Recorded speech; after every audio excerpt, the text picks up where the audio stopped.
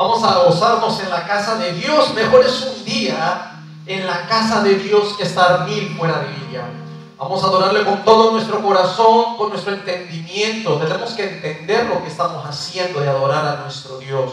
Vamos a cantarle, hermanos, vamos a darle esta adoración porque Él es digno de toda honra, toda gloria. Es la razón por la cual tú y yo estamos aquí. Hemos venido a adorarle. No hemos venido a gastar gasolina, a perder nuestro tiempo de distancia manejando. No, hemos venido a encontrarnos, a adorar a nuestro Dios. Te adoramos, bendito Padre. Gracias, Cristo. Con tus palmas. Gracias, Señor. Eres digno, toda honra y toda gloria. Cántale con tu corazón. Por es un día en la casa de Dios, de 1000 años lejos de Él. Prefiero un rincón en la casa de Dios, todo un palacio de un rey, de todo un palacio de un rey. Ven conmigo a la casa de Dios, celebraremos juntos su amor, haremos fiesta en honor de aquel que goza amor. Estando aquí en la casa de Dios, alegraremos tu corazón, te brindaremos ofrendas de obediencia y amor. En la casa de Dios,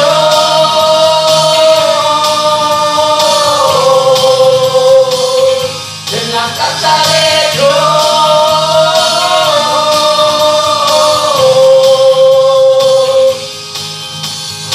Arde mi alma, arde de amor, por aquel que me dio la vida.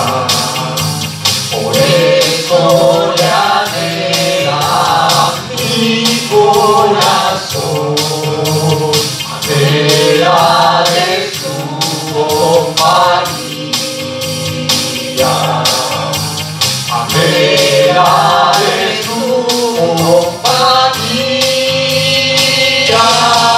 Ven conmigo a la casa de Dios, celebraremos juntos su amor, haremos fiesta en honor de aquel que goza amor.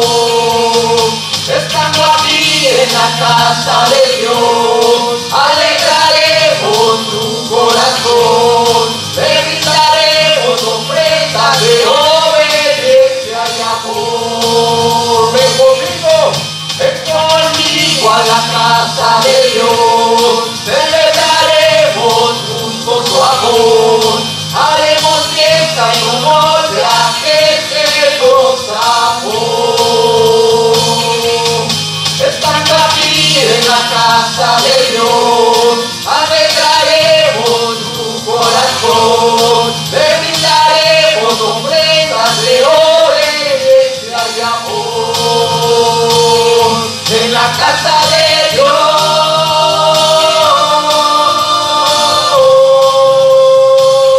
en la casa de Dios,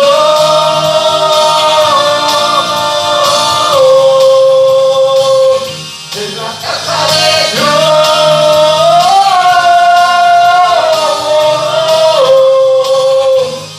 casa de Dios.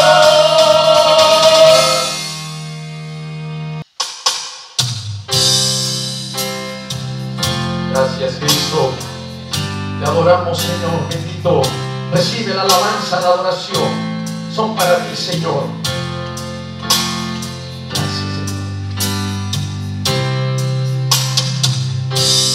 Hay una unción aquí cayendo sobre mí, curándome, cambiando mi ser. Hay una una unción aquí cayendo sobre mí, mudándome, cambiando mi ser. Hay una unción aquí cayendo sobre mí, mudándome, cambiando mi ser.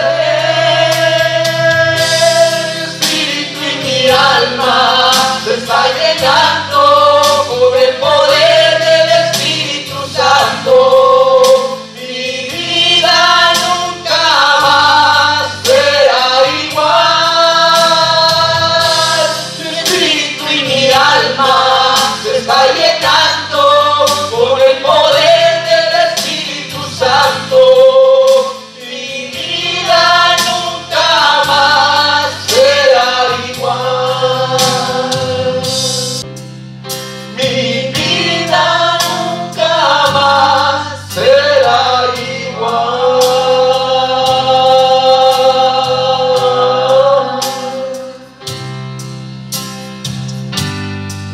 Gracias, Señor. El Espíritu de Dios está en este lugar. El Espíritu de Dios se mueve en este lugar.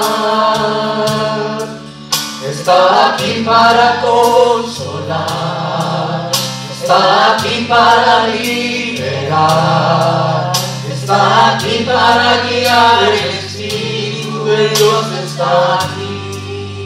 Una vez más con tu corazón. El Espíritu de Dios está en este lugar.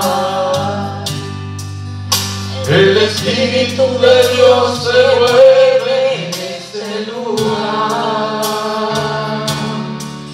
Está aquí para consolar, está aquí para liberar, está aquí para guiar. El Espíritu de Dios está aquí. Muévete en mí, muévete en mí. Toca mi mente, mi corazón, llena mi vida de tu amor. Muévete en mí, Dios Espíritu, muévete en mí. Y muévete en mí, muévete en mí. Toca mi mente, mi corazón, llena mi vida de tu amor. Muévete en mí, Dios Espíritu, muévete en mí. Muévete en mí, Dios Espíritu, muévete en mí. Muévete en mí, Dios Espíritu, muévete en mí.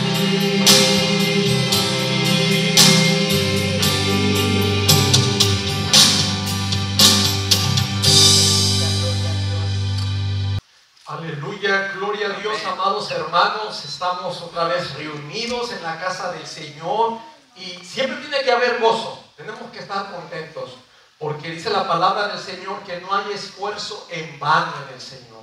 El que manejemos una hora de camino y distancia y haya cansancio en este cuerpo perecedero, tenemos que gozarnos. La Biblia nos ha enseñado a gozarnos siempre. A gozarnos en la tribulación, a gozarnos en la persecución, a gozarnos en adversidades, a gozarnos bajo toda circunstancia. ¿Por qué, hermanos? Porque esto es temporal. Estamos de paso. Lo que está dentro de nosotros, el alma es eterna. Esto se tiene que desgastar, esto se tiene que acabar, este cuerpo tiene que morir, este cuerpo tiene que volver al polvo de la tierra. Porque está escrito, está dicho por Dios, así lo estableció Dios. Y nosotros hay que gozarnos, aún porque vamos a dejar este cuerpo. O sea, yo no quiero estar toda mi vida en este cuerpo. Yo espero un cuerpo glorioso, dice la palabra. Un cuerpo transformado, un cuerpo glorificado, un cuerpo a la semejanza de nuestro Señor Jesucristo. Un cuerpo eterno en el cual vamos a estar siempre en la presencia del Señor. Hermanos, esforcémonos en vivir agradando a Dios. Esa es la clave, agrada a Dios. No agrades a los hombres. A la gente nunca la vas a tener contenta, nunca. Van a hablar de ti. Si de Jesús hablaron, ¿verdad? Que no van a decir de ti. Si del Señor, como decía, del árbol verde hicieron leña, hermano, ¿qué no van a hacer de nosotros? Pero nuestra confianza está en Dios y nosotros siempre nos vamos a gozar, siempre. Así que estamos aquí para aprender la palabra, adoramos al Señor, cantamos y vamos a seguir creciendo, porque nos preparamos, hermanos, en esta vida y también para la que viene. Nos preparamos, hermanos. Es una preparación. Entendamos que la vida cristiana es preparación para vivir como Dios quiere que vivamos. No es más tu vida, ya no es más mi vida, dice Pablo. Ya no vivo yo, sino Cristo vive en mí, ¿verdad? Ya vivimos como Dios quiere y no como nosotros. Vamos a orar, amados hermanos, y vamos a continuar con este hermoso tema. Y digo hermoso tema que aunque para muchos ha sido difícil, para muchos ha sido tropiezo por las dificultades, por el sufrimiento que implica la vida cristiana. La vida cristiana implica sufrimiento y tristemente eso a veces no se predica en las iglesias. Se enseña, oh, ven a Cristo y gozo, ven a Cristo y color de rosa, ven a Cristo y tus problemas se acaban. Pastores, dejen de mentir. Líderes, dejen de mentirle a la iglesia. Ya no mintamos a la gente. Dile, ¿sabes qué? Si te vas a enfermar, oremos al Señor que Él te sane. ¿Te puede sanar? Sí. Pero si Dios te quiere mantener enfermo, Él es soberano. Predique de la soberanía de Dios. No todo es sí. Hay cosas que Dios te dice no. Y ese es el problema que nosotros tenemos los seres humanos. Siempre hemos acondicionado al amor de Dios a nuestra humanidad. Porque nosotros, como somos padres consentidores de nuestros hijos, ay, es que yo amo a mi hijo y dejas que haga lo que quiera, que tire las cosas, que se pare en la cama, en los sillones, que haga, estás criando un chamaco malcriado y ay, es que yo soy bueno. Y tú piensas que Dios es así. No, hermanos, Dios no es así. El amor de Dios no es así. No es sentimental, hermanos. El amor de Dios es intelectual, hermanos.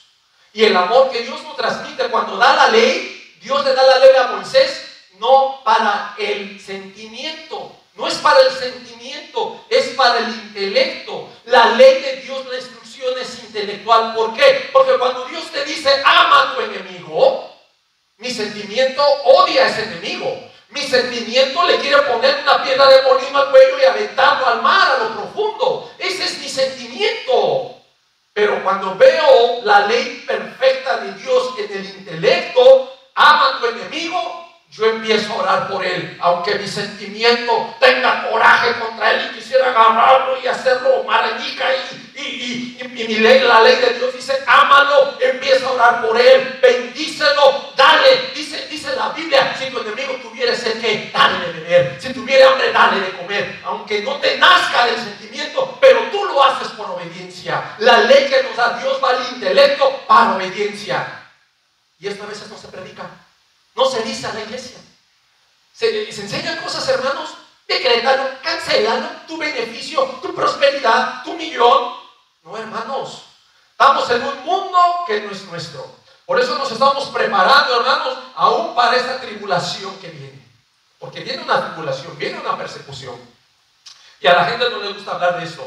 Antes de entrar en este tema, porque vamos a continuar, vamos a poner un video.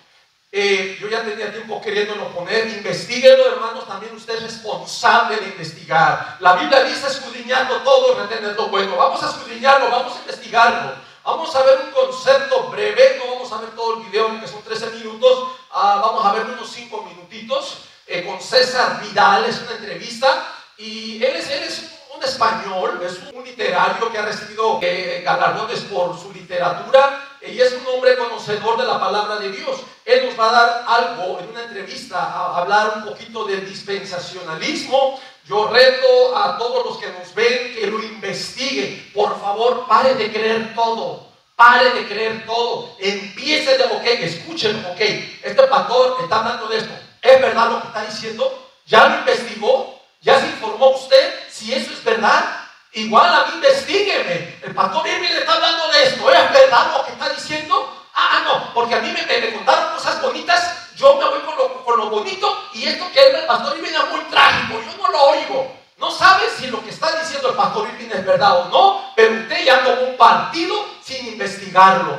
Y esa es la ignorancia y la mediocridad del cristiano en las iglesias actuales. De verdad. Y lo digo porque tenemos que crecer, tenemos que salir de ese hoyo. Vamos a ver este video si ya lo tenemos listos. Vamos a ponerlo. Súbame el volumen, por favor. Vamos a apagar las luces. Yo voy a dar la señal cuando lo vamos a cortar. No lo vamos a ver todo, son 13 minutos. Vamos a ver los primeros 5 minutos de esta entrevista. Súbale volumen y escuche lo que él se expresa acerca de este dispensacionalismo torcido.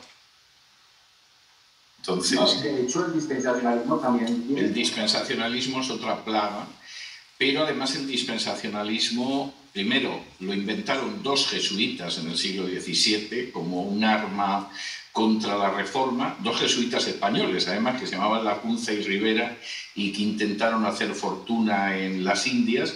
Del dispensacionalismo no hizo absolutamente nadie caso. O sea, quiero decir, no es que se combatiera desde el campo evangélico, es que se despreció directamente como una majadería, y en un momento determinado el dispensacionalismo vuelve a aparecer a inicios del siglo XIX en Gran Bretaña, cuando se reeditan los libros de Lacunza y Rivera, y no tienen el menor impacto en el mundo evangélico. En el mundo evangélico queda limitado a un sector de las asambleas de hermanos que se dividen precisamente por el dispensacionalismo, y cuando realmente se extiende en el mundo es gracias a la Biblia de Scofield. Y claro, la Biblia de Scofield ya viene de Estados Unidos, fue la primera Biblia de estudio, y efectivamente sostiene el dispensacionalismo, que además es muy apoyado por las comunidades judías por razones obvias. Es decir, pasamos de una teología en que efectivamente el que no crea en Jesús ha sido desgajado del olivo de Israel, como dice Pablo, a una teología en la que parece que casi los judíos tienen su propio camino de salvación, que no tiene nada que ver con el camino de salvación de las Escrituras, ¿no? Y entonces el apoyo entre bastidores que han dado lobbies judíos al dispensacionalismo es colosal, pero no ha sido por razones de difusión de la verdad bíblica, ¿no? Sino por otro tipo de razones. Yo estaba plenamente convencido que de pronto tenía más origen desde, digamos, desde el protestantismo. No, el dispensacionalismo es totalmente ajeno al protestantismo. Los primeros que lo trazan, y lo trazan como un instrumento contra la Reforma, son 2 jesuitas españoles que se llaman Lacunza y Rivera, que las obras de ellos se pueden encontrar, no son fáciles de encontrar, pero hay alguna reedición yo las tengo, que se pueden encontrar. Y ellos lo hacen fundamentalmente para crear un sistema escatológico que niegue que el hombre de pecado es el papado, que es la tesis de los reformadores, que ese hombre de pecado que ya estaba operando en la época de Pablo, pero que se iba a manifestar cuando desapareciera el obstáculo que era el Imperio Romano, pues era el papado. Y entonces ellos dicen, no, esto no puede ser, porque nos identifica de una manera muy clara, y entonces el hombre de pecado es alguien que va a aparecer en el futuro, es un príncipe político, etc. Y claro, la pregunta es, ¿y cómo estaba operando en la época de Pablo si es un príncipe futuro? Han tenido 20 siglos o 16, 17 siglos al príncipe por ahí escondido. O sea, esa interpretación es ridícula, aunque sea muy extendida. Y de hecho, dentro del protestantismo, el dispensacionalismo es despreciado. O sea, es una estupidez tan grande que ni siquiera se molestan en detenerse en ello, porque de hecho, durante los siglos XVI y XVII, mayoritariamente los teólogos protestantes o son lo que ahora se llaman premileniales históricos, que son algunos, o muchísimos son postmileniales. Es decir, creen que antes de la segunda venida de Cristo y de la crisis final, lo que va a haber es una grandísima época de avivamiento de la Iglesia, con un éxito tremendo de la Iglesia. O sea, esa es su visión dispensacionalista. Y hay algún muy buen libro sobre el tema. Hay un libro que se llama The Puritan Hope, la esperanza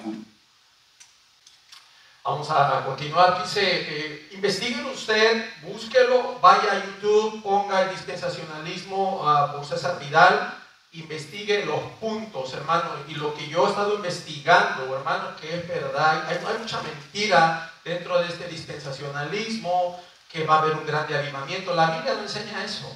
Al contrario, la Biblia dice, habrá fe cuando venga el Hijo del Hombre. No va a haber fe, que un gran avivamiento se enseña, que no haya, y que de esos 144,000 van a ser evangelistas. No hay tal cosa bíblicamente. Todo eso es un acomodamiento de este dispensacionalismo que ha enfermado a las iglesias. Usted se fija al principio del video, el doctor César Vidal dice, es una plaga. Dispensacionalismo es una plaga, y qué triste que los pastores de ahora estemos muy cómodos nomás viviendo de las ofrendas y diezmos y no investiguemos más la palabra. Entonces ese es el reto, hermanos, ese es el reto. Quieren iglesias llenas y quieren hacer circo, maroma y teatro, poner hermano, tumbar la gente, estar condenando al que se va, que si te vas Dios te va a maldecir, y poniendo miedo y una manipulación en las iglesias de ahora apóstatas. Pero hermano, esto es necesario, que se venga la apostasía. Dios ya lo había dicho, ya se había anunciado, y son estos tiempos que vamos a comenzar y que ya estamos viviendo de nuestra edad en este tiempo. Vamos a inclinar nuestros rostros y vamos a orar. Padre Santo, te damos gracias, Señor, por este tiempo. Te doy gracias por tu amor, tu misericordia, tu fidelidad. Yo ruego, mi Dios, que uses mi mente, mi corazón, mis palabras, mi lengua, Señor. Usa, Señor, mi vida para predicar tu palabra con ese celo y verdad. Ayúdame a agradarte a ti y no a la gente, Señor. Manténme firme, Señor, como hasta ahora, Señor. El que tú has de traer y va a venir a someterse a ti, Señor, a llenarse de tu palabra, a llenarse de la guianza de tu Santo Espíritu, viviendo en toda obediencia y santidad. Ayúdanos, bendito Padre, a seguir adelante. Esta obra es tuya, esta iglesia es tuya, Señor. Tú apelas a nuestro entendimiento, a nuestro intelecto, no solo a la emoción, Señor. Ayúdanos a ser personas firmes y veraces, que vivamos tu palabra y la prediquemos, Señor, con todo celo, mi Dios. Te damos la honra y la gloria en el precioso nombre de tu Hijo amado, Cristo Jesús. Amén. Amén. El tema que hoy vamos a compartir, amados hermanos, se llama No vendrá sin que antes. Y puntos suspensivos, ¿verdad? No vendrá sin que antes. Claro, ahí dice que venga la apostasía. Vamos a hacer un énfasis en esa parte, sin que antes venga la apostasía. Pero también se tiene que manifestar el hombre de pecado, ¿verdad? El tema sería mucho más largo. Yo lo quiero dejar con puntos suspensivos, porque el énfasis va a ser la apostasía y la manifestación del hombre de pecado. No vendrá, ¿ok? ¿Quién no vendrá? ¿Quién no vendrá? Antes de entrar en este tema, amados hermanos, quiero resaltar un punto muy importante. Traten de ver el video anterior. El video anterior se llama Como el relámpago, porque ahí ya trato de conectar los estudios. Este lo estoy conectando con el anterior, pero habrá puntos en los cuales usted no va a entender. Así que le recomiendo vea el video anterior, Como el relámpago. Y en este tema, un punto importante que yo quisiera resaltar de Mateo 24:9. Vaya a sus Biblias, Mateo 24:9. Entonces os entregarán a tribulación y os matarán, y seréis aborrecidos de todas las gentes por causa de mi nombre. Quiero que meditemos, amados hermanos. Quiero que meditemos. Vean cómo lo dice la Nueva Traducción Viviente. Entonces los arrestarán. Vea que cuando se arresta a una persona es porque una persona ha cometido una violación. Una persona que es arrestada es porque ha infringido la ley, ha hecho algo que es contrario a la ley, algo que es malo. Se supone que es algo malo, pero aquí los van a arrestar y los van a perseguir. Vea, va a haber una persecución, y dice, y los matarán. Pero vea que eso no va a ser en una nación, en un país, en un pueblito, en todo el mundo, en todas partes. Vea, los odiarán por ser mis seguidores. ¿Cuál es el delito? ¿Cuál es la maldad? ¿Cuál es la violación? El crimen para ser perseguidos y arrestados como vil criminales. Hermanos, y a nuestro Señor Jesucristo, que vino a predicar, a anunciar el reino de su Padre, a hacer sanidades, a expulsar demonios, vino a hacer lo bueno, y sin embargo lo persiguieron, blasfemaron contra de él, que todos esos milagros los hacía por Beelzebú, ofendieron al Espíritu Santo. Finalmente dice la profecía que sería crucificado, sería contado entre los criminales, entre los malhechores, y lo crucificaron con 2 malhechores al lado. Vea, amado hermano, tenemos que prestar atención a lo que nos está diciendo la palabra. Y yo les sigo insistiendo, hermanos, este no es el Israel incrédulo. No es el Israel incrédulo. Hágase cuenta que entonces Jesús les está hablando a los gentiles que no creen en Él. Este mensaje no es a personas incrédulas. Este mensaje de Mateo 24, sí, son judíos creyentes, son discípulos de Cristo. Un discípulo es un alumno, es un estudiante, es alguien que está aprendiendo de su maestro, que cree en su maestro, que confía en su maestro. Hermanos, nosotros somos cristianos, seguimos a Cristo porque confiamos, creemos en Él. Esta palabra que es de Dios tiene un cumplimiento veraz. Es verdadera esta palabra. Y si esta palabra nos está diciendo, vea, por ser mis seguidores. ¿Quién es un seguidor? ¿Un creyente o un incrédulo? O sea, quiero que entendamos esta parte. No le está hablando a un Israel incrédulo. Un Israel incrédulo no va a seguir a Cristo. Y te lo puedo poner en el tiempo actual. Tenemos el judío mesiánico porque cree en el Mesías, en Yahshua HaMashiach, y tenemos el judío ortodoxo, el que nomás tiene la ley de Moisés, pero no cree en Yahshua HaMashiach. ¿Cómo van a ser seguidores estos que no creen en Jesús y no creen en Él? ¿Cómo vas a ser seguidor de alguien si no crees? O sea, Mateo 24 no tenía sentido. Por eso tenemos que empezar a interpretar. ¿A quién le está hablando Mateo 24? Oh, es que la iglesia ya se fue. Ya no está la iglesia, ya pasó el rapto, porque fue secreto, nadie supo, pero ya se fue. Hermano, hay una gran contradicción y luego lo vamos a ver en Marcos 13. Mateo 24 no lo dice, pero el pasaje paralelo, Marcos 13 y Lucas 21 son paralelos a Mateo 24. Marcos 13 en este mismo contexto está diciendo que cuando los lleven ante concilios, cuando los lleven ante los gobernantes, Jesús les está diciendo, no se preocupen en ese momento lo que habrán de decir, porque el Espíritu Santo dará palabra para testimonio a ellos. Ahora, volviendo aquí un poquito al dispensacionalismo, enseña que si el rapto sucedió antes, enseña que el Espíritu Santo se llevó a la iglesia y ya no está el Espíritu Santo. Quiero que tomen este punto porque es bien importante. Si el dispensacionalismo dice que ya sucedió el arrebato, se llevó la iglesia y se salió el Espíritu Santo, ¿de qué Espíritu Santo está hablando Jesús en Marcos 13? Cuando dice, cuando estén ante esos gobernantes y no se preocupen por lo que va a decir. Ahorita lo vamos a ver ese pasaje. Porque el Espíritu Santo, o sea, aquí vemos al Espíritu Santo. Y como el dispensacionalismo dice que ya se fue con la iglesia. ¿Se fijan que hay contradicción? ¿Se fijan que hay contradicción?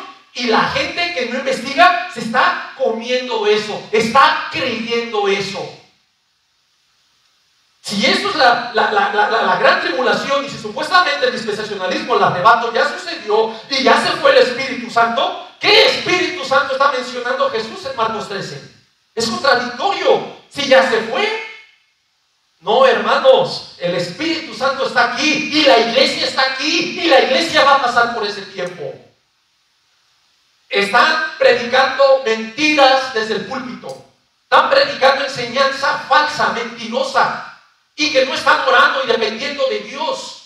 Tristes iglesias dispensacionales que van a sufrir. Y esos van a ser los decapitados de Apocalipsis 20. Son los que van a decapitar, porque el mundo no se va a dejar decapitar. El mundo va a estar contento de recibir la marca y adorar la bestia. Aquellos que se van a negar, aquellos que van a decapitar, van a ser aquellos que precisamente esperaban un rato secreto y que no les llegó. Y que se van a quedar en este tiempo. Y ahí van a ser decapitados. Vamos a continuar, hermanos. Dice, muchos se apartarán de mí. Vean, está diciendo Jesús. Se traicionarán unos a otros y se odiarán. Hermanos, es tremendo lo que está diciendo Él. Luego en el versículo 11 Dice, aparecerán muchos falsos profetas y engañarán a mucha gente. Vea, nuestro Señor Jesucristo está diciendo que abundará el pecado por todas partes. El amor de muchos se enfriará, pero el que se mantenga firme hasta el fin será salvo. Aquí se trata la vida cristiana, una vida de perseverancia, de firmeza ante esa adversidad. Hermanos, yo no sé por qué hoy en día, por eso es la gran contradicción. Ven a Cristo y se acaban tus problemas. Hermano, no. Hermano, yo me convertí a Cristo, yo tuve más problemas, muchos problemas.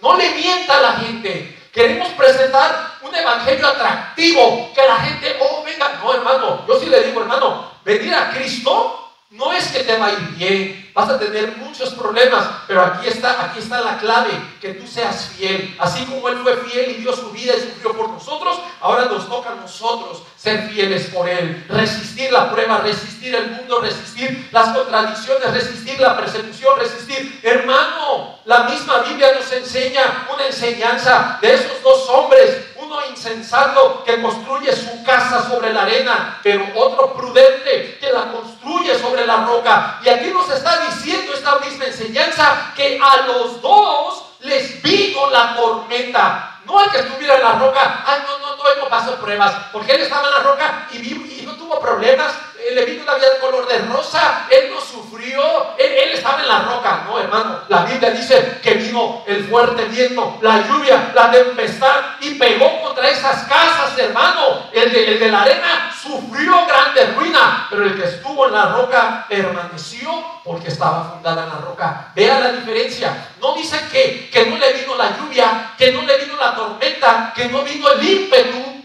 Hermano, como cristianos vamos a tener esas luchas. Como cristianos van a venir adversidades, pruebas, la lluvia, la tempestad, el fuerte viento, la crítica, la murmuración, el señalamiento, el odio. Y de la misma iglesia se van a levantar y te van a señalar. La Biblia nos enseña que en tu misma casa estarán tus enemigos. En tu misma casa, bajo ese mismo techo, ahí estará tu enemigo. Pero hoy día, no, ven a Cristo y te va a ir bien. Ya deje de predicar porquerías. Tenemos que hablar la verdad, por muy dolorosa que sea, amados hermanos, por mucho que duela. Tenemos que estar firmes. Abundará el pecado, hermanos. El amor de muchos se va a enfriar. ¿De quiénes? De esos débiles, de esos cristianos carnales que se dicen cristianos y que vienen por una emoción. Pero al ya no haber amor, se va a enfriar. Se van a enfriar, se van a apartar. Hermanos, muchos en la persecución van a dejar el cristianismo. Muchos en la persecución se van a quedar callados, no van a dar su luz. Cuando Cristo dijo que seamos luz a las naciones, que seamos la luz del mundo, muchos se van a esconder en el closet. Muchos van a negar. Hermanos, no estoy criticando a Pedro, tal vez yo lo hubiera hecho, o cualquiera de ustedes, la prueba fue muy fuerte. Pedro tenía la mejor intención: Señor, yo te voy a seguir y de ser posible voy a morir contigo. ¿Y qué le dice el Señor? Pedro, antes que cante el gallo me negarás 3 veces. Y no estoy criticando a Pedro porque yo pude haber hecho lo mismo. A lo mejor el miedo me gana. A cualquiera nos gana el miedo. Es fácil criticar a Pedro. Mira, y lo negó. ¿Y tú qué hubieras hecho? Cállate, a lo mejor peor que él harías. Es fácil señalar a otros. Es fácil tirar la piedra y esconder la mano. Hermano, oremos. Mi esposa oraba por Israel. Oremos por Israel. Oremos por la iglesia. Oremos por este tiempo. Hay una preparación, hermanos. Pero la iglesia no se prepara. La iglesia quiere un circo, maroma y quiere un show. Sí, 4 horas, mucha alabanza y la gente tirándose. Y yo me saco el saco y le doy vueltas y les aviento aire a la gente. Y ahí se van 4 horas. ¿Y qué aprendieron? Nada. No se llevan la palabra de Dios, no se llevan la fortaleza. Salen de la iglesia del edificio, vamos a llamar iglesia del edificio porque ellos, quién sabe, carnales, siguen de hipócritas, de bustios y de mentirosos y ladrones afuera. Así están.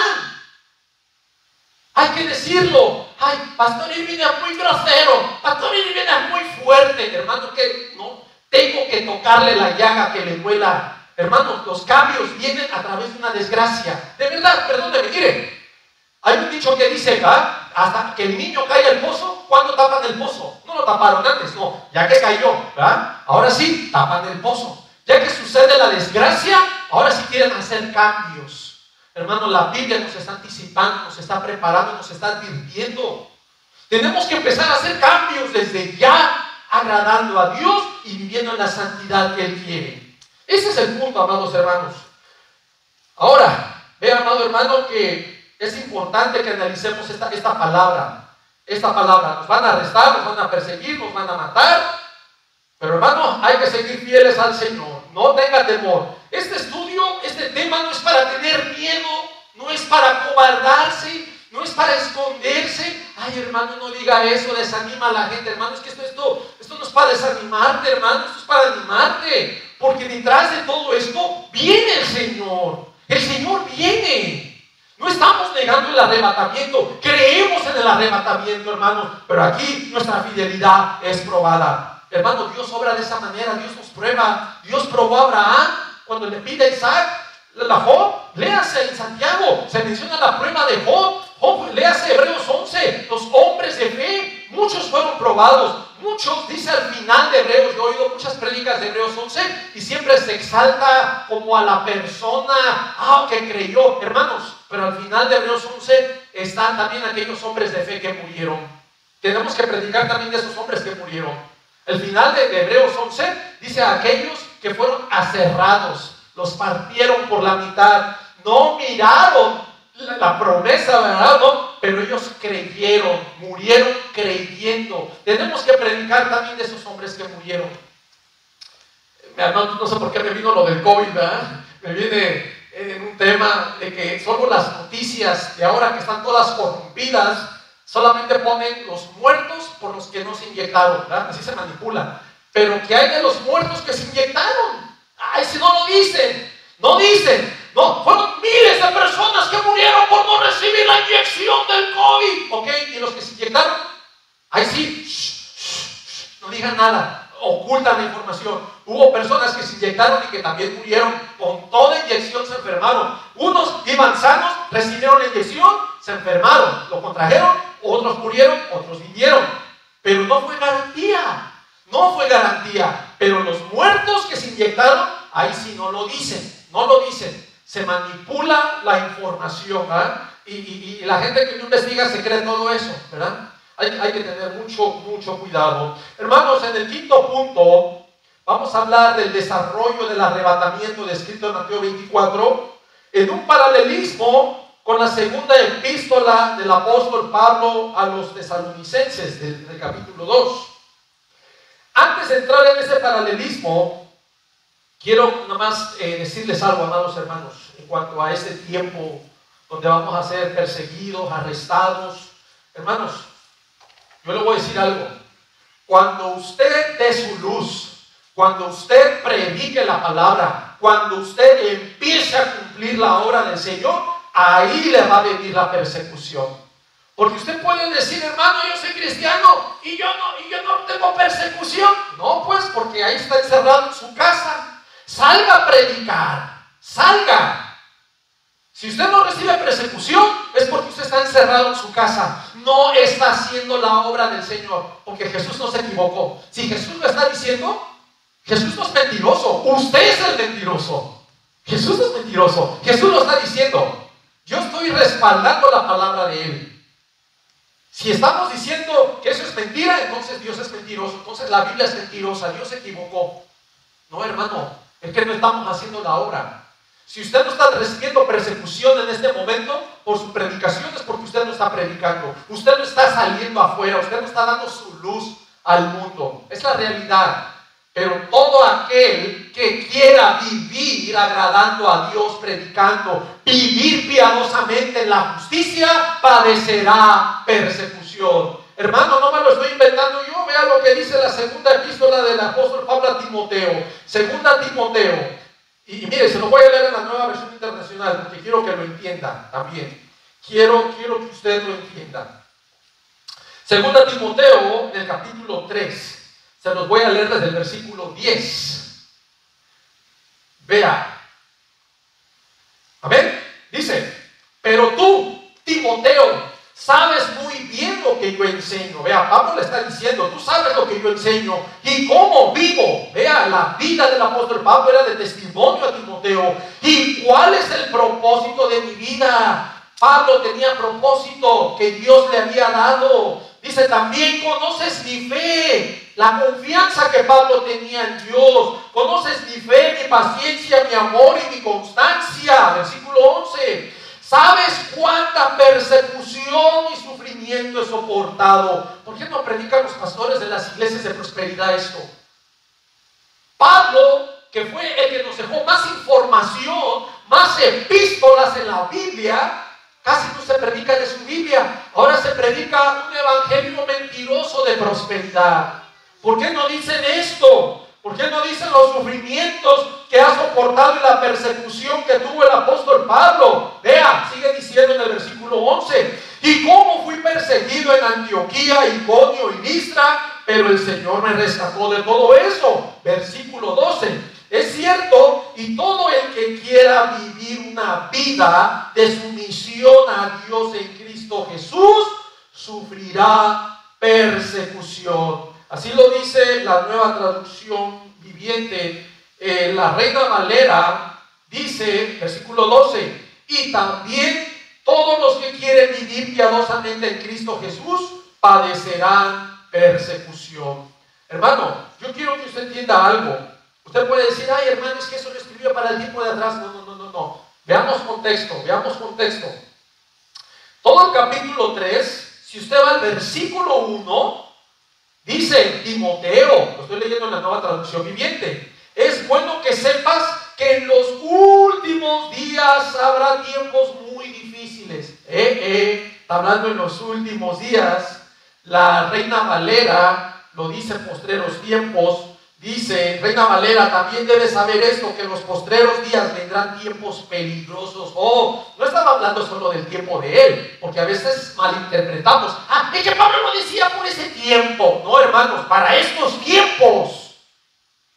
No me venga con cosas, hermano. No ande inventando, no sea inventor de ideas. Váyase a la Biblia, medite la Biblia, vea lo que dice la Biblia. Los postreros días, son estos tiempos, hermanos. Lo que nos va a tocar a nosotros. Pero hoy día se ha hecho doctrinas mentirosas de bienestar. Ahora la iglesia son centros sociales, centros clubs, el cafecito, la comida.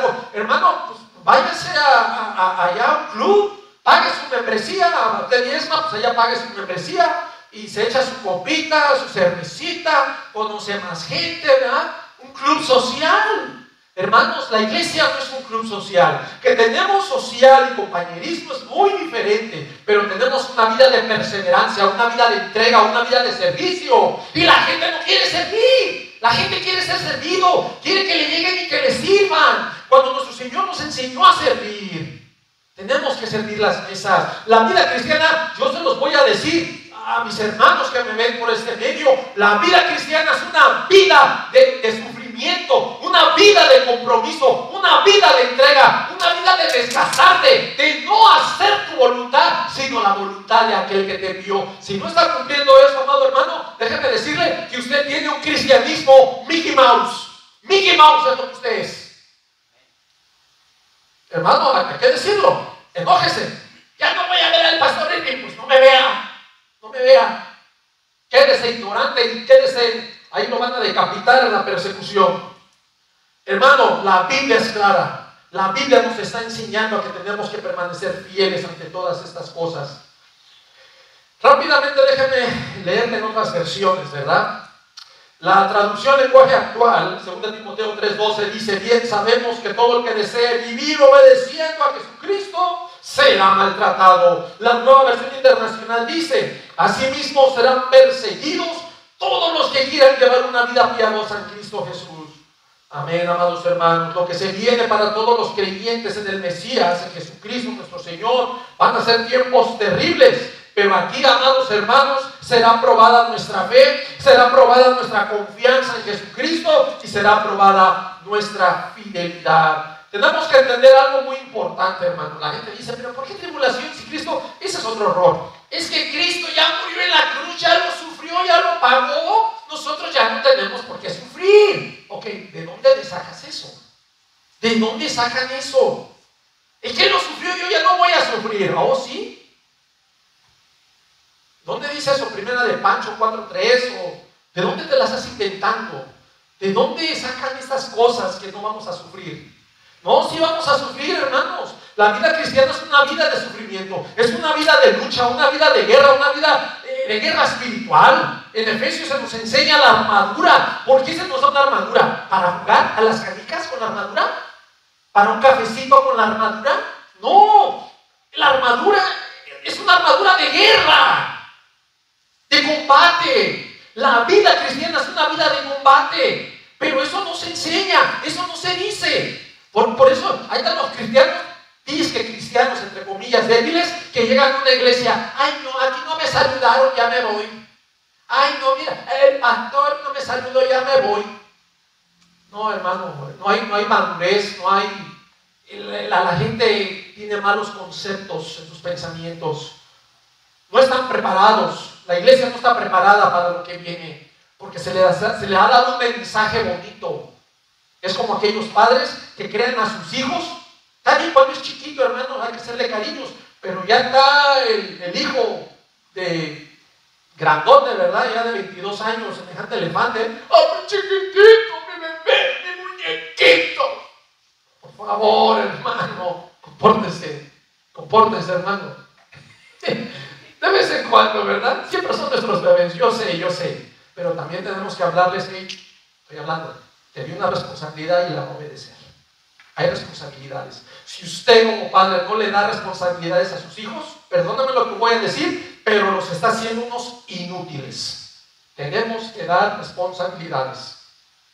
La tribulación, amado hermano, tiene como propósito refinarnos, purificarnos, santificarnos, despojarnos del yo. Hermano, es de despojarnos también del yo.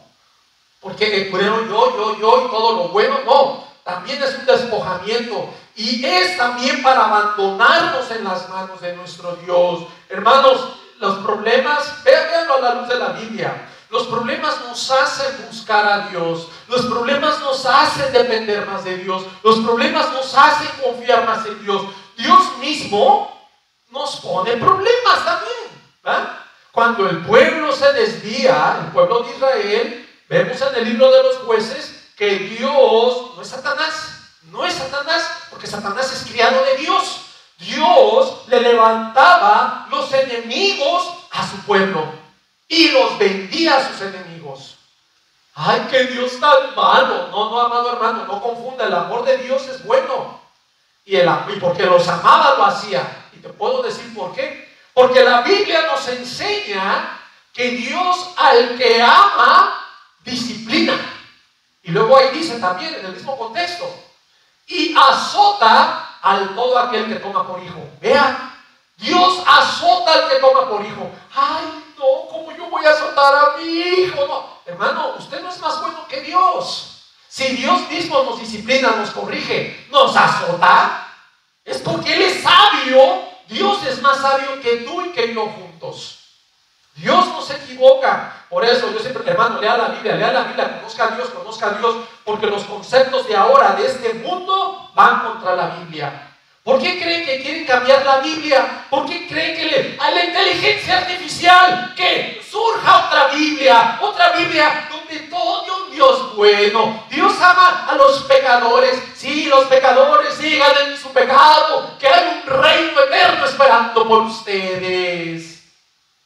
El pecador, el que sigue en su pecado va a la gloria. Es cierto, hermano, el pecador tiene que arrepentirse, recibir a Jesucristo y dar un cambio para que llegue a esa gloria. Nadie va a entrar a la gloria si no es por medio de Cristo. Ay, no importa que el pecador no crea en Cristo, se va a la gloria, porque eso es el mensaje de este mundo. Por eso quieren transcribir otra Biblia. Quieren acomodar el mensaje, la palabra de Dios, fuerte, firme, confrontativa, por un mensaje filosófico, humano y mundanal, donde la gente siga viviendo en su pecado, en su barbaridad, en su lascivia, en su soberbia. Oh, pero tiene la vida eterna. Ay, no importa, si no cree en Cristo, se va a la vida eterna. Oh, sí, ¿y quién lo dice? ¿De dónde sacaste eso? Mentira diabólica. Eso está haciendo la inteligencia artificial. Vamos a proseguir, amados hermanos. La gente tiene que convertirse, hermanos, al Señor. No quiero que malentienda mi mensaje. Sí, hermanos, Dios es un Dios de amor, pero quiero que entienda que el amor de Dios se cumple en Jesucristo.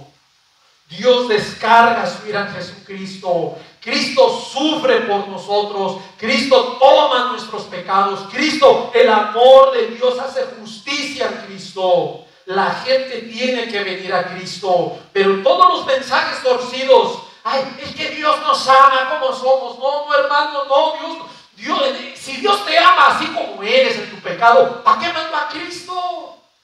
Si te hubieras seguido amando y ya, ¿para qué? Dios tan malvado mandó a matar a Cristo. No, hermano, Dios manda a Cristo y te da la oportunidad de que te arrepientas. Dios no te ama así como eres. Ay, es que yo soy trans, no importa, arrepiéntete y tú vuélvete a Cristo. Si tú no te arrepientes, tú vas derechito al infierno.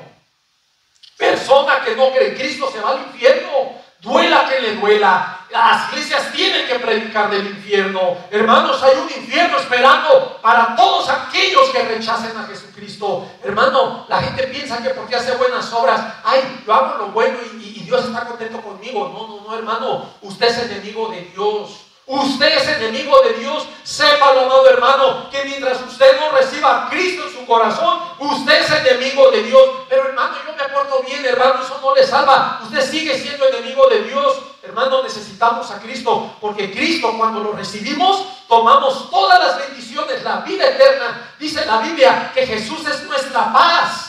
Él es nuestra paz. Él en su cuerpo nos reconcilia con Dios. Si nosotros no tenemos a Cristo, Dios está airado con nosotros. La ira de Dios está sobre esas personas que no han recibido a Jesucristo. Tenemos que decirle a la gente, eres enemigo de Dios. Por cuanto no tienes a Jesucristo, en Cristo hay reconciliación para con Dios.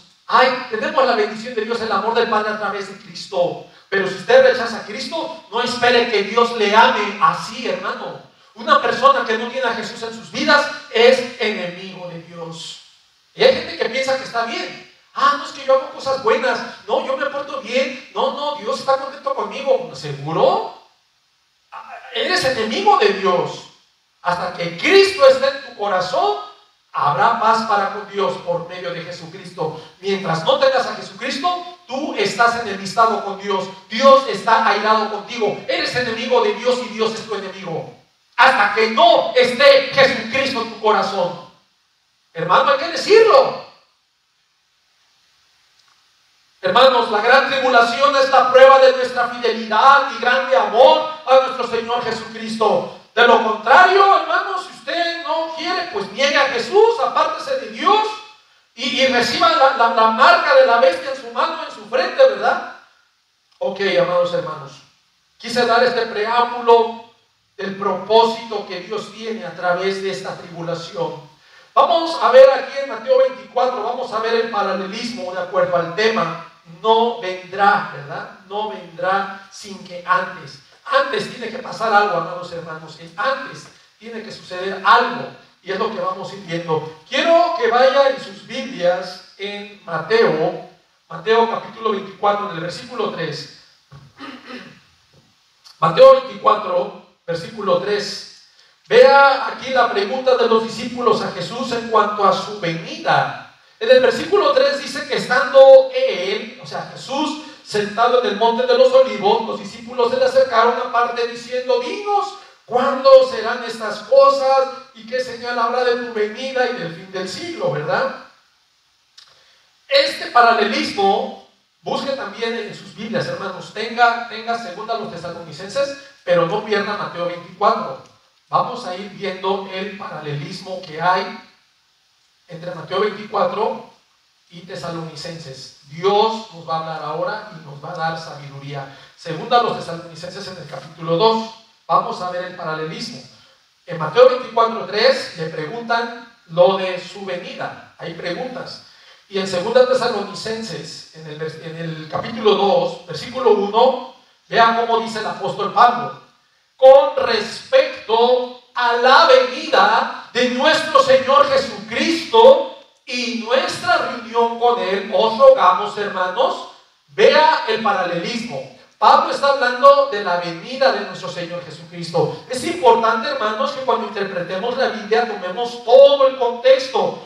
No saque un texto del contexto porque es pretexto. Tenemos que mirar toda la enseñanza. ¿De qué está hablando Pablo aquí? De la venida de nuestro Señor Jesucristo. Con respecto a la venida de... Ahora, ¿cuál venida? Vamos a simplificarlo. Número 1, el arrebatamiento. Y número 2, la segunda venida, cuando venga Cristo y toque tierra en Apocalipsis 19 y venga a instaurar el reino milenial, ¿verdad? Para ese entonces ya pasaron las copas de ira. El apóstol Pablo no está hablando de la segunda venida de Apocalipsis 19, cuando viene a guerrear, vienen los santos con él, venimos con él, va a agarrar a la bestia y al falso profeta y los va a aventar vivos al lago de fuego, y a Satanás, al dragón, lo va a atar por 1000 años. No está hablando de esa venida. La pronta venida es el arrebatamiento. Este pasaje está hablando del arrebatamiento. No me diga que no, interprete. Porque si usted me no es la segunda venida, hermano, entonces nos vamos a quedar a las copas de ira. Porque son 7 sellos, 7 trompetas, 7 copas de ira. Y hasta después de la copa de ira viene el reino milenial. No está hablando de esa venida. Por favor, vea la Biblia, verifique. No es así. Cuando dice con respecto a la venida de nuestro Señor Jesucristo, está hablando del arrebatamiento. Vea, y me atrevo a decirlo porque dice, y nuestra reunión con Él. Yo sé que Pablo, ¿sí?, se incluye.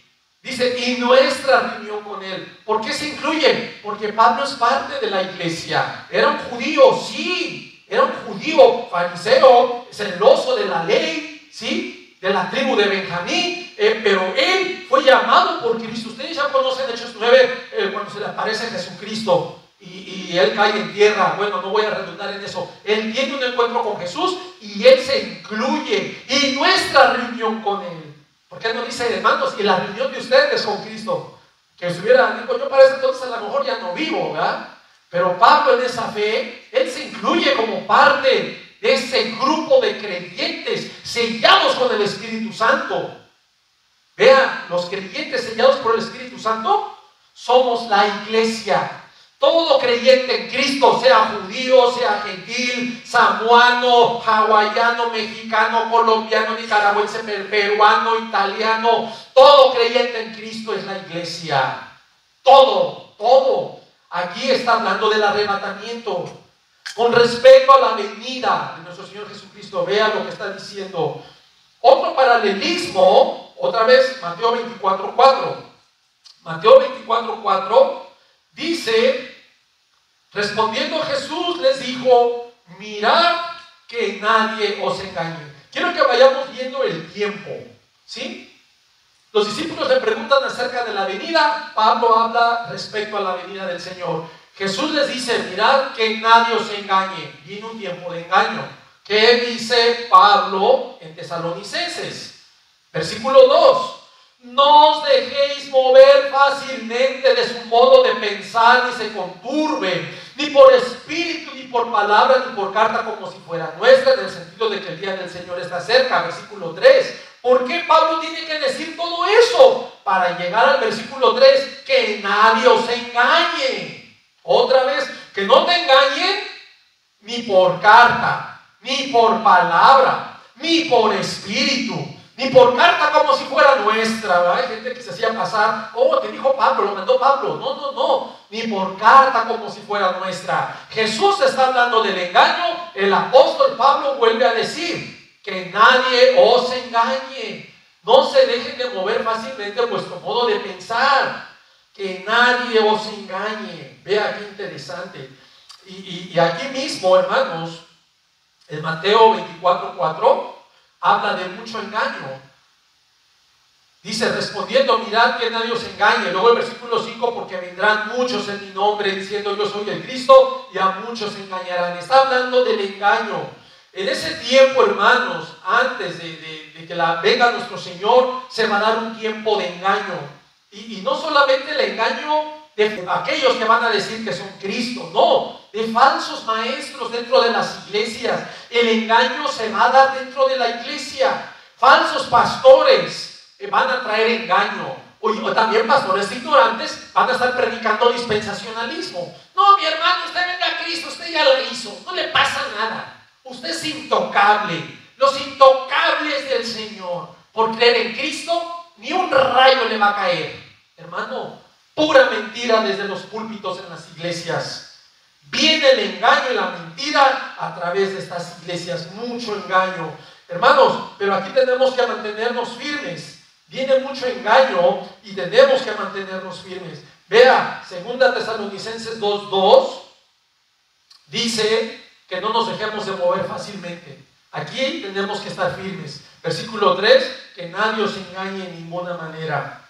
Y si miramos Mateo 24, en el versículo 13, dice: mas el que persevere hasta el fin, este será salvo. Usted puede leer todo el contexto, los versículos antes de ese, y está hablando del engaño, se va a multiplicar la maldad, muchos van a decir que son Cristo, van a ser aborrecidos por causa de mi nombre, viene mucho engaño. ¿Y a qué se nos anima? A mantenernos firmes, a perseverar. Como cristianos tenemos que perseverar, hermanos. Vea, otro punto muy importante. Ya hablamos la pregunta de la venida del Señor. Ya hablamos el paralelismo entre Mateo 24 y Tesalonicenses del mucho engaño y de mantenernos firmes, pero también los dos pasajes nos hablan de la aparición de la bestia, la abominación desoladora. Mateo 24:15 lo menciona como la aparición de la abominación desoladora, y según a los Tesalonicenses capítulo 2, 3, 4 nos habla de la manifestación del hombre de pecado. Vean lo que dice Mateo 24:15. Dice: por tanto, cuando veáis en el lugar santo la abominación desoladora, de que habló el profeta Daniel, vea, el que lee entienda, habla de la abominación desoladora. Déjenme hacer un paréntesis, explicar algo, porque uno de los errores que ahora se enseña es presentar algo, este pasaje, este texto, como algo del pasado. Es que eso ya se cumplió. Se cumplió con Antíoco Epífanes en el año 167 a.C., cuando él invade, llega al templo, mete la estatua de Zeus, hace un sacrificio, degolla una puerca, una cerda y derrama la sangre en el altar, y esa fue la abominación desoladora. Hermano, cuando Jesucristo está diciendo esto, yo sé que muchos teólogos pensaron en Antíoco Epífanes, y sí, pudiera ser un prototipo de anticristo, pero este pasaje apunta. Jesús no nos está respondiendo a los discípulos con algo del pasado, porque a los discípulos no les interesa el pasado. Las preguntas de los discípulos apuntan: Señor, ¿cuándo serán estas cosas que señalan de tu venida? Las tres preguntas apuntan a un futuro, y yo no creo que nuestro Señor Jesucristo esté tan retrasado para hablarles cosas del pasado. Jesús apunta hacia un futuro. Hermano, entendamos, Jesús está respondiendo a un futuro, no un pasado. Antíoco Epífanes fue una sombra, un prototipo de anticristo, sí, pero Jesús no se enfoca a eso, Jesús trasciende. Hermanos, la Biblia tiene ese doble cumplimiento. La profecía tiene ese doble cumplimiento. Hermanos, Dios es sabio. Que usted esté ignorante y carezca del Espíritu Santo y no pueda entender, ya es otra cosa, ¿verdad? Prepárese, pídale a Dios que le dé sabiduría. Aquel que esté falto de sabiduría, pídala a Dios, dice la palabra. Pídasela a Dios. Tenemos que entender eso. Mateo 24 nos habla de la abominación desoladora. Y Pablo, el paralelismo que vemos, nos habla de la manifestación del hombre de pecado. Vean el versículo 3. Nadie os engañe en ninguna manera, vea, porque no vendrá sin que antes venga, ¿qué? La apostasía, y se manifieste el hombre de pecado, el hijo de perdición. Hermano, todos los teólogos, hasta los dispensacionalistas, saben que ese es el anticristo. Yo se los he oído al doctor fulano, mengano, he oído doctores dispensacionalistas y citan este pasaje como la manifestación del anticristo. En eso estamos de acuerdo. Pero aquí vamos a entrar en este tema. La palabra del Señor, Pablo dice, claramente está diciendo, nadie os engañe de ninguna manera. Vea, que no haya engaño. Luego dice, porque no vendrá. ¿Quién no vendrá?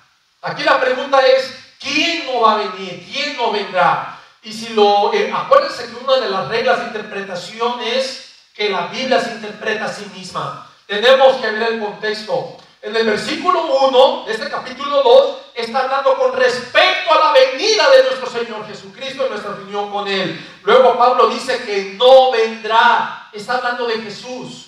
Vea, este pasaje es bien importante y aquí se nos tiene que caer el velo. Hermanos, nuestro Señor Jesucristo no vendrá, no va a venir, y no está hablando de la segunda venida de la instauración del milenio, sino del arrebatamiento, que es la siguiente reunión con Él. Hermano, no puede ser la instauración del milenio, porque en ese caso estamos diciendo que la iglesia les pasa las copas de ira. No es verdad. La iglesia no está puesta para la ira. Pablo dice en 1 Tesalonicenses 5:9 que Dios no nos ha puesto para ira, sino para alcanzar salvación en Jesucristo. La iglesia no pasa la ira de Dios. Entonces no puede ser esa venida. Está hablando del arrebatamiento.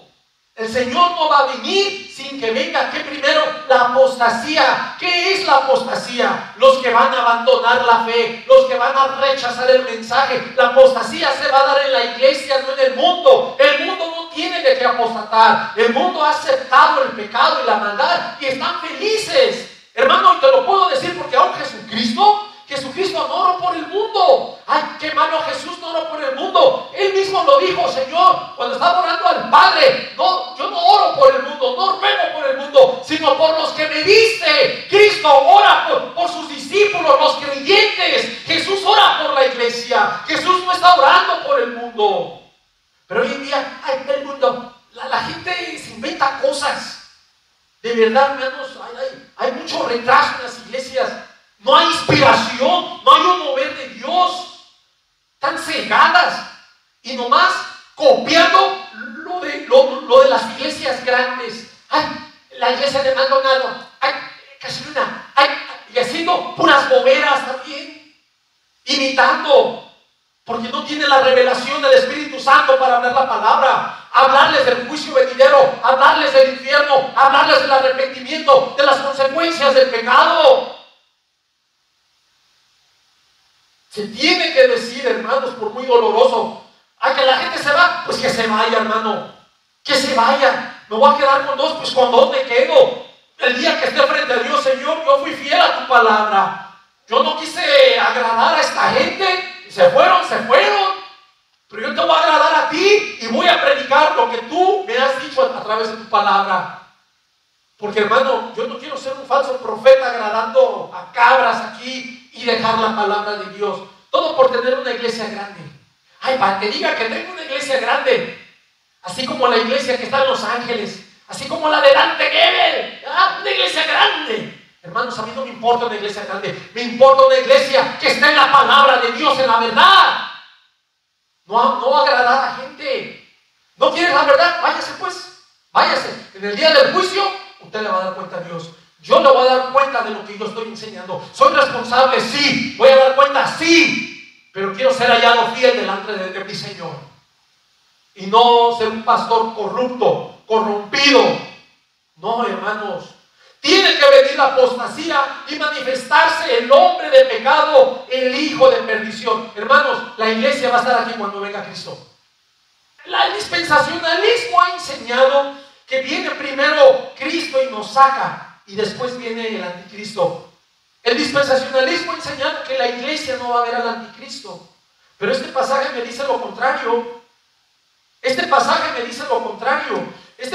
vea. No vendrá Jesús sin que antes de que Cristo venga, se va a dar los que van a negar la fe y se tiene que manifestar el anticristo. Aquí va a estar la iglesia cuando se presente el anticristo, te guste o no. Y no lo digo yo, lo dice la Biblia. Hermano, Pastor Irving, usted está malinterpretando. Siga leyendo más abajo el contexto, porque dice que al presente hay quien lo detiene, y el que lo detiene es la iglesia. Entonces la iglesia va a ser sacada primero y luego se va a manifestar el anticristo. Hermano, eso es un error. Y ahorita voy a hablar de eso. Tiempo atrás yo estaba confundido también, hermanos. Yo estaba confundido con ese pasaje, porque yo también estudié el dispensacionalismo. Y yo por mucho tiempo decía, bueno, la iglesia está deteniendo la manifestación del anticristo. Yo pensaba eso, hasta que Cristo venga, saque a la iglesia, entonces se va a manifestar el anticristo.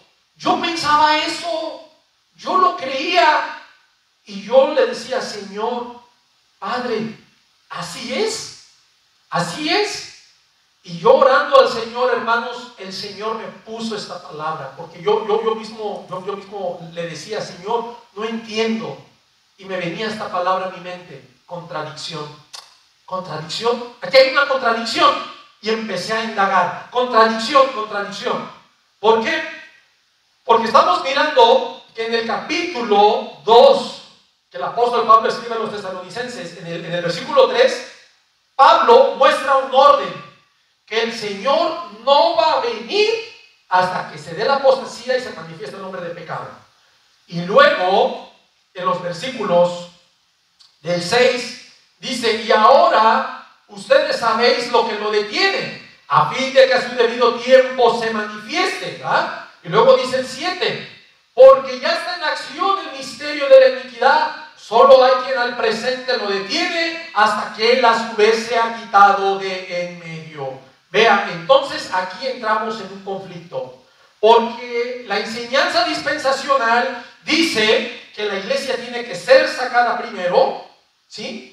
Porque la iglesia está deteniendo al anticristo, y una vez que sea quitada, se va a manifestar el anticristo. Pero aquí estamos cayendo en una contradicción, hermano. Por eso tenemos que ver la palabra. La palabra no nos está enseñando que la iglesia es quien detiene el anticristo, no, hermano. La Biblia no dice que es la iglesia que está deteniendo. Ese es un argumento dispensacional. Aquí es donde caemos en la contradicción. Hermano, yo le voy a decir algo. Si nosotros aceptamos este argumento de que la iglesia detiene el anticristo, entonces tiene que venir primero Cristo, ¿sí o no? Tiene que venir Cristo a sacar la iglesia. Cristo vendría primero, saca la iglesia y después se manifiesta el hombre de pecado. Ese sería el argumento dispensacional. Pero aquí caemos en una contradicción, porque esta enseñanza contradice el versículo 3. Véanlo, no sé si me está entendiendo. Quiero explicárselo de diferentes maneras. Si Cristo viene primero para sacar su iglesia y se manifiesta después el hombre de pecado, hay una contradicción, porque Pablo en el versículo 3 dice que Cristo no va a venir primero sin que venga la apostasía y se manifieste el hombre de pecado. ¿Ya vio el orden? Quiero que entienda esto, que aquí hay una contradicción. Entonces no podemos predicar dispensacionalismo. Hermano, yo no puedo predicar dispensacionalismo, decir la iglesia detiene al anticristo. Hermano, voy a ser honesto, yo amo la iglesia, soy parte de la iglesia, pero la iglesia no ha detenido a nadie. La iglesia no detuvo a Nerón. La iglesia no detuvo la persecución del primer siglo. La iglesia no detuvo a los leones que se los tragaron por ser fieles a Cristo. La iglesia no detuvo la Inquisición en los años en España, en todo el mundo, cuando eran perseguidos los santos del Señor y muertos. La iglesia no ha detenido a nadie. No inventen cosas. No es que esté controlando, no. Yo quisiera que la iglesia tuviera ese poder, que detuviéramos. Hermano, es que a veces nos vamos a un extremo. Los cristianos somos inventores de males, de verdad. Sacamos los textos. Ay, hermano, es que usted no tiene fe. Si usted tuviera fe como grano de semilla de mostaza, usted movería esta montaña. Hermano, si nos ponemos a mover montañas todo el mundo, vamos a fantasear en eso. Mi esposa no le gusta la montaña Mount, la mueve para acá. Ah, pero a mí no me gusta allá, yo la muevo acá. El hermano dice, no, pues yo no la quiero aquí. Hermano, estaríamos moviendo montañas. Ya hubiéramos cambiado la geografía de este mundo. No, es que México no me gusta, el bracito de Baja California, se lo voy a poner, lo voy a mandar allá al Golfo. Lo tenemos aquí en el Pacífico, yo quisiera el Pacífico para más libertad. Vamos a mandarle el bracito de Baja California norte y sur al lado del Golfo. ¡Por fe! ¡Grano de semilla te mueves! ¡Ya! ¡Ya! Caramba, chaval, por favor, hermano, puras loqueras. Los cristianos puras loqueras inventan. Bueno, los verdaderos cristianos no, los cristianos falsos, carnales, que malinterpretan la Biblia. mueve este cerro. Hermano, ¿estaríamos moviendo los cerros? ¿A eso nos mandó el Señor? Hermano, ¿nos mandó Cristo a estar moviendo cerros? ¿O nos mandó a predicar su palabra? La salvación al perdido. ¿Qué es lo importante? ¿Mover un cerro o hablarle la palabra a ese hombre incrédulo? ¿Cuál es el propósito? ¿Cuál es el mensaje? Y la gente anda buscando señales, queriendo mover cerros. Por favor, hermano, déjese de moveras, de verdad. Predique la palabra, viva en santidad. Estoy trayendo estos temas y yo sé que los estoy incomodando y yo sé que le va a dar coraje, pero hermano, es para que recapacite, para que abra los ojos, para que medite, vea el propósito y la importancia. Hermano, yo no puedo predicar un mensaje dispensacional. No puedo usar ese argumento que la iglesia detiene al anticristo, porque en ese caso entonces viene primero Cristo. Pablo en el versículo 3 dice que no vendrá Cristo primero. Primero viene la apostasía y el hombre del pecado. Y el argumento dispensacional dice que la iglesia detiene al anticristo, entonces Cristo tiene que venir primero, llevarse a la iglesia y después se manifiesta el hombre del pecado. Hermanos, es una contradicción. Ese argumento dispensacional contradice la Biblia. La Biblia no dice que la iglesia está deteniendo al anticristo. Ese es un argumento dispensacional y contradice. Ahora, yo les voy a seguir el juego. Hermanos, si yo acepto esa contradicción, ¿saben qué pasa? Que estamos destruyendo la Biblia. Entonces, la Biblia tiene contradicciones. Voy a predicar que la Biblia tiene contradicciones. Este libro no es inspirado por Dios, es por hombres y tiene contradicciones. Entonces, cuando yo acepto este error, ¿quién me garantiza que no hay más errores en la Biblia? Destruimos la inerrancia bíblica. Destruimos. Entonces Pedro se equivocó. Pedro, cuando dijo, tenemos la palabra profética más segura, a la cual hacéis bien en estar atentos. Pedro, te equivocaste. Todo por un argumento dispensacional. Contradice, ¿no? El argumento dispensacional dice que viene Cristo primero, saca a la iglesia y después se manifiesta el hombre de pecado. Pero Pablo, guiado por el Espíritu Santo en el versículo 3, dice que Cristo no va a venir hasta que primero venga la apostasía y se manifieste el hombre de pecado. Primero viene la apostasía y se manifiesta el anticristo y después va a venir Jesús. Hermano, ve el paralelismo y lo enseña Mateo 24. Pero la gente que no tiene la revelación del Espíritu Santo está ciega y quieren ser maestros ciegos que guían a otros, se van a ir juntos al pozo. Es lo que está pasando hoy en día en las iglesias de ahora. Predican más dispensacionalismo y dejan de predicar este libro, esta verdad, y no les importa destruir la doctrina, la veracidad, ese argumento dispensacional. Decir que es la iglesia quien detiene al anticristo es una contradicción. ¿Por qué? Porque Cristo tiene que venir primero entonces para sacar la iglesia. Y Pablo dice que no viene Cristo primero. Primero viene la apostasía y se manifiesta el hombre de pecado y después vendrá Cristo. Te guste o no, esa es la realidad. Si tú, amado hermano que me ve, está aceptando este argumento dispensacionalista, entonces la Biblia no tiene valor, la Biblia no es inspirada, la Biblia tiene errores, no vale la pena creer en la Biblia. Podemos creer en las bulas papales, creamos en lo que dice el libro del Mormón. Creamos en la nueva traducción del Nuevo Mundo, de los testigos de Jehová. Creamos en los escritos de Elena G. de White, porque pueden ser más veraces esos que la Biblia, porque la Biblia tiene errores. A veces, hermanos, a mí me sorprende la invención, tratar de argumentar, inventar un argumento que pone en riesgo la infalibilidad de la Biblia, porque la Biblia sí es infalible, no el Papa. El Papa no es infalible, es un hombre con muchos errores. Cuando hablamos de infalibilidad, quiere decir que no se equivoca. La Biblia no se equivoca. La Biblia es palabra de Dios. La Biblia es certera y verdadera, justa. No podemos estarle añadiendo argumentos dispensacionales para justificar un rapto secreto que no existe en la Biblia. Eso existe en la mente de esos hombres dispensacionales. Oh, ven a Cristo y eres intocable. Yo sé que me voy a echar muchos enemigos y yo lo sé porque de por sí los que predicamos la palabra se va a levantar el mundo contra nosotros. Los que predicamos la palabra, el mundo nos va a dar persecución. Yo espero, amados hermanos, que meditemos en este mensaje. No sé si me entendió el argumento, el orden, el paralelismo. Yo aquí me desgañité, me quedé sin voz, tratando de explicar que el orden lo da Pablo con la guianza del Espíritu. El orden está en el versículo 3. Cristo no vendrá sin que venga primero la apostasía y la manifestación del hombre de pecado. Eso va a suceder primero y hasta después vendrá Cristo. Lo demás, que al presente quién lo detiene. Y pastor, ¿y quién lo detiene? Yo no voy a decir quién lo detiene. A la luz de la Biblia, el plan de Dios detiene. El plan de Dios, el propósito de Dios lo detiene.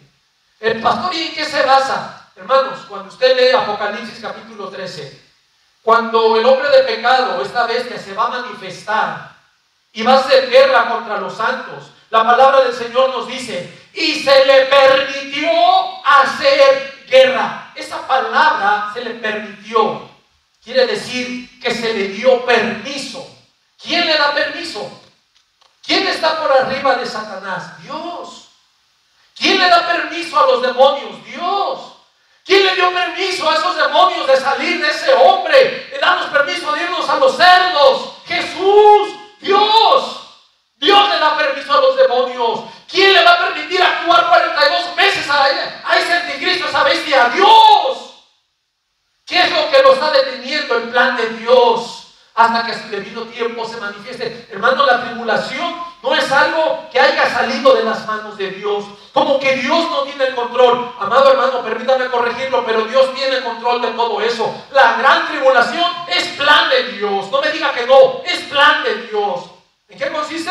Donde se le va a dar permiso al anticristo de perseguir a los santos. Es plan de Dios. El sufrimiento es plan de Dios. La enfermedad es plan de Dios. La caída del hombre es plan de Dios. Hermano, usted no conoce a Dios, no conoce su soberanía, no conoce la voluntad. Yo he oído cristianos que tienen un mal concepto de Dios. Ay, es que Adán pecó por su desobediencia. Sí, pero vamos más teológicamente. Yo te pregunto, ¿Dios sabía que Adán iba a pecar, sí o no? ¿Sabía o no sabía? Sí sabía, porque Dios es omnisciente. ¿Tú crees que Dios no pudo haberlo impedido? ¿Crees que Dios no pudo haber detenido a Adán? ¿Crees que Dios se fue a dormir? Dios se le pegaron las cobijas cuando la serpiente estaba hablando con Eva y come la manzana y se la lleva a Adán. A Dios, se le escapó. A Dios se levantó, se quitó las lagañas del Señor. Mis hijos ya pecaron. Dios no sabía. Como un retrasado mental, Dios que no supo. Hermanos, por favor, Dios sí sabía, Dios lo permite, era plan de Dios que el hombre cayera. Hermanos, conozca más a Dios, conozca. Por eso están todas esas herejías en esas iglesias, las ven llenas, pero no del gozo del Señor, sino de su carnalidad, de su pecado. Van y lloran en ese momento, y al rato siguen igual, no hay ni un cambio, siguen igual de hipócritas. ¿En serio? Perdónenme que lo diga así. Están jugando a la iglesita.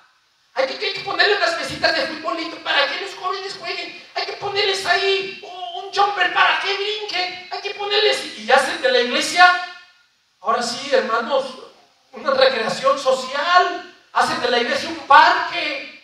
Al rato, póngales ahí también su cuartito para fumadores también. Póngales sus ceniceros. Allá al fondo, póngales un bar para que saliendo del servicio se empinen un Bacardí, un presidente, un Don Pedro. Hermanos, ¿qué estamos haciendo de la iglesia? Líderes, pastores. Teatro, juegos, un parque de diversiones. Póngale afuera, iglesia, Walt Disney, Mickey Mouse. Estamos ahí cuando vamos a Hollywood, ¿verdad? Queremos ver a Mickey. Y póngales juegos ahí a Mickey Mouse. Es lo que quieren las cabras. Y pastores que no tienen carácter, que no tienen, les fabrican el becerro de oro, como cuando Moisés se fue y ahí Aarón lo manipularon. A ver, Aarón, haznos dioses que nos guíen porque ya no sabemos nada de Moisés. A ver, sí, ¿qué quieren? A ver, traigan el oro, vamos a hacer un becerro que nos guíe. Así están los pastores de ahora. Buitres que no tienen carácter. Ay, hermano, se van a ir, que se vayan, hermano, que se vaya. Si esa gente no quiere nada con Dios, que se vaya. Porque esa va a ser la cizaña. Que Dios nos ayude, hermanos, a que seamos trigo. Que cuando el Señor venga nos encuentre fieles. Hermanos, la vida cristiana es sufrimiento, pero la gente no lo entiende así y no quiere pagar el precio.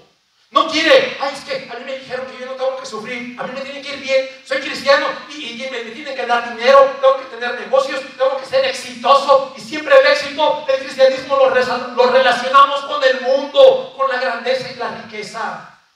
Cuando el verdadero éxito del creyente es obedecer al Padre. Y no importa si estás en sufrimiento, y no importa, el éxito lo tuvo Job.